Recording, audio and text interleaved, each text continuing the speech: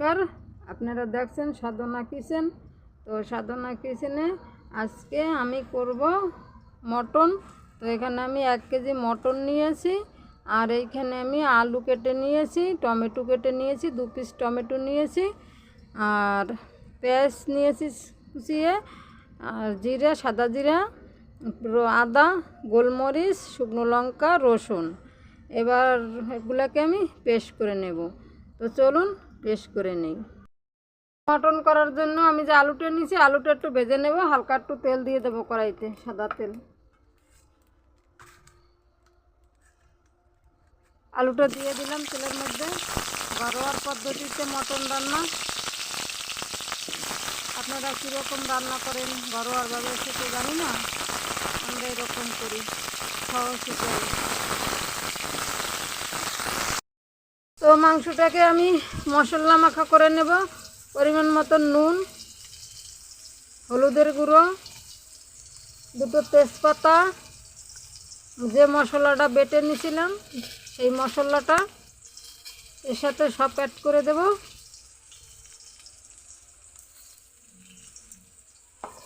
আর দেব সরিষার তেল।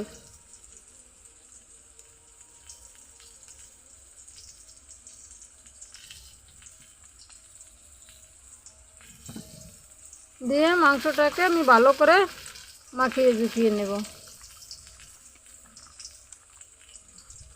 আপনারা চাইলে কড়াইতে দিয়েও কষানোর মতন করেও মাখাইতে পারবেন, কিন্তু আমি আগে মাখিয়ে নিলাম যাতে একটু ভালোভাবে মেশে। আর আমি মটনের পিসটাও খুব ছোট ছোট করছি, বেশি বড় করি না। এই দেখুন পিসগুলো ছোট ছোট করছি, মিডিয়াম, একদমও ছোট না আর একদমও বড় করিনি সব পিসগুলো।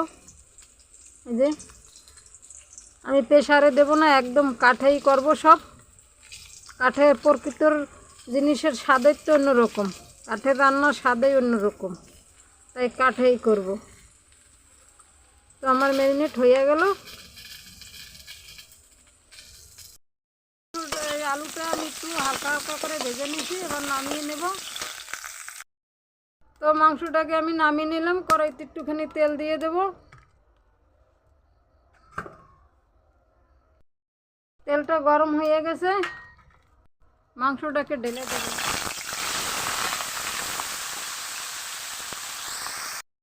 আমি এর ভিতরে দিলে ভালো করে এবারে কষিয়ে নেব।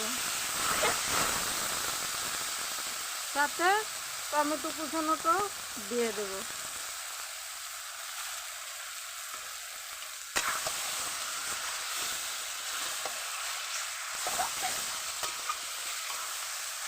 মটনটা যত ভালো কষাবে তত খেতে স্বাদ হবে। তো এরকম করে আমি কষিয়ে নিই। দেখুন আমার মাংসটা কিন্তু প্রায় কষানো হয়ে এসছে, মশলা ছেড়ে দিছে। তো আমি এখন আলুটা দিয়ে দেবো এর ভিতরে। দেখুন আমার আলু মাংস সব কিন্তু কষানো খুব সুন্দরভাবে হয়ে গেছে। এবারে আমি জল দিয়ে দেবো। তো প্রথমে মশলা দেওয়া জলটাই দিয়ে দেই।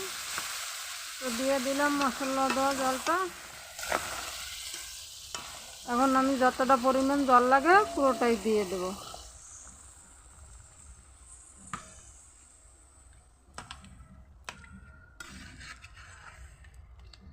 জল দিয়ে দিলাম। তো জল দিয়ে দিলাম। আমার মটনটা কিন্তু প্রায় হয়ে এসছে। দেখুন এই যে একদম সুন্দর গলে গেছে সব মটন। তো আমি একটুখানি ঢেকে দেবো। এখন ঝোলটা কমে এসছে, একটুখানি ঢেকে দিলে একদম ভাপে পুরো নরম হয়ে যাবে। এমনি তো কাঠের জল নরম হবে তো অবশ্যই হবে, তার একটু বেশি হবে। তো ঢেকে দিলে ভালো হবে। তো আমি একটু ঢেকে দেবো। এখন ঝোলটা প্রায় টেনে গেছে, মাংস প্রায় হয়ে এসছে। তো এখন আমি প্রায় নামিয়ে নেব।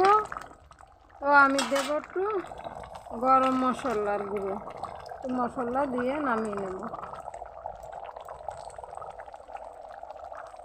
দিয়ে দিলাম গরম মশলা, নাড়িয়ে চাড়িয়ে দেই। খুব সুন্দর কিন্তু একটা কালার এসছে। আর খাসির মাংস কষানো যদি ভালো হয় তাহলে রান্নায় কিন্তু খুব সুন্দর একটা গন্ধ বেরোয়, দারুণ একটা গন্ধ বেরোচ্ছে। তো নামিয়ে নেব। বন্ধুরা, নামাই নিলাম মটন কষা। তো ভিডিওটা যদি ভালো লাগে লাইক কমেন্ট শেয়ার অবশ্যই করবেন। আর চ্যানেলে যদি নতুন হয়ে থাকেন অবশ্যই চ্যানেলটি সাবস্ক্রাইব করবেন। যেমনি পাশে আছেন তেমনি পাশে থাকবেন। তো ততক্ষণ ভালো থাকুন, সুস্থ থাকুন, দেখা হবে আগামী ভিডিওতে। আসি।